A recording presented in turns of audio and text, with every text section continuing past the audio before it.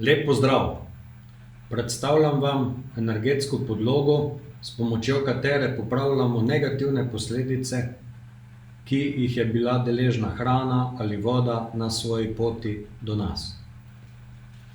Ko govorimo o tem, kaj se lahko zgodi z hrano ali s pijačo, moramo vedeti, da na svoji poti je podvržena različnim vplivom.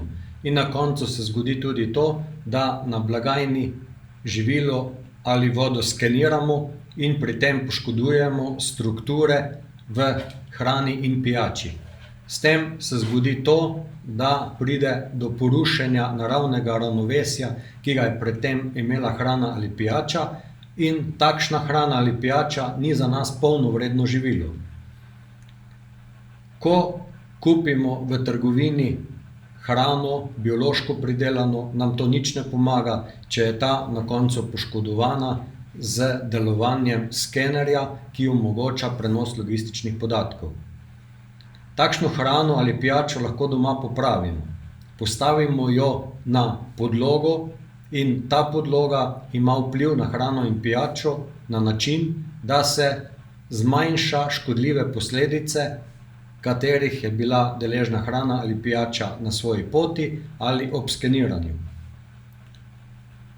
Kadar imamo mi pridelano zelenjavo v vrtu po postopku, da verjamemo, da je to zdrava hrana, nam to nič ne pomaga, če potem to hrano podvržemo umetnemu vplivu svetlobe in skeniranja. Kadar prinesemo biološko pridelano zelenjavo pod neonske žarnice, že tam pride do določenega vpliva, predvsem na strukturo vode. Zaradi česa? Zaradi tega, ker nihaji ali utripi na sekundo so nekaj nenaravnega in vznemirjajo strukture v živilu. Če želimo to odpraviti, imamo danes možnost in privilegij, da na osnovi spoznanj slovenskega znanja in izumov lahko takšne napake popravimo, si izboljšamo kvaliteto hrane in pijače, ki jo uživamo, in s tem vplivamo na svoje počutje in zdravje.